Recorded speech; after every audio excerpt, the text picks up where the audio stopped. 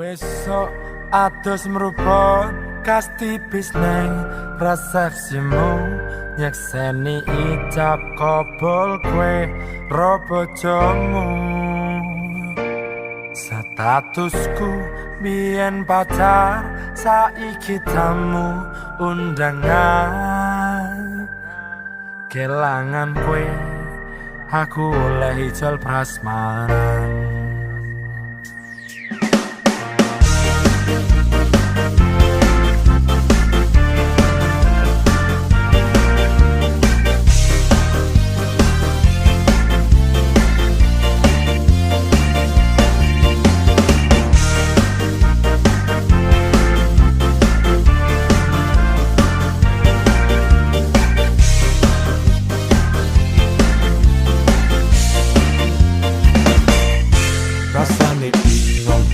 Ra percaya telung sasi wingi aku isih pacarmu.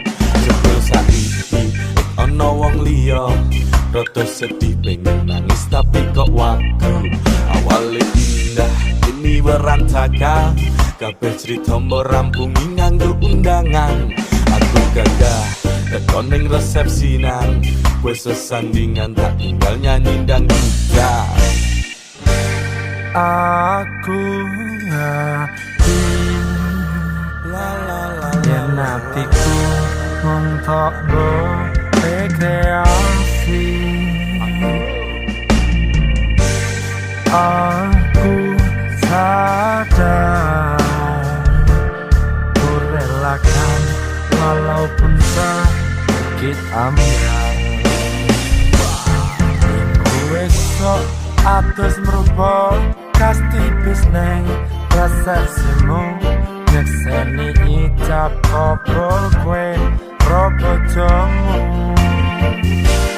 Statusku biyen pacar saiki tamu undangan. Kelangan kwe aku oleh ijol prasmanan. Aku rumongso bisa nyenengke nuntut urip penak kurakuan sanggane. Rabu taunan dadi ra ono gunane, diwasayang dadi ra penak atine.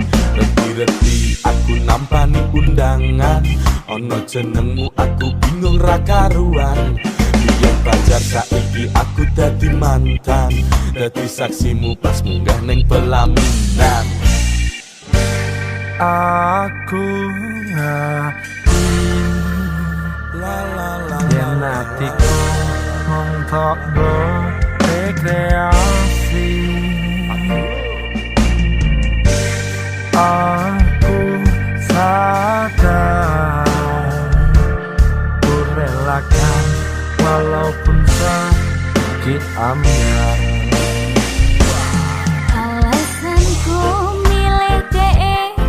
Mergo koe nyepeleke harap berat bertahan saya apa. Koe ra tau peduli sedangkan dek mati. Sampai jumpa goodbye sayang aku rati. Minggu esok atus merubah kas tipis nang resepsimu nyekseni ijab kabul kwe robojomu.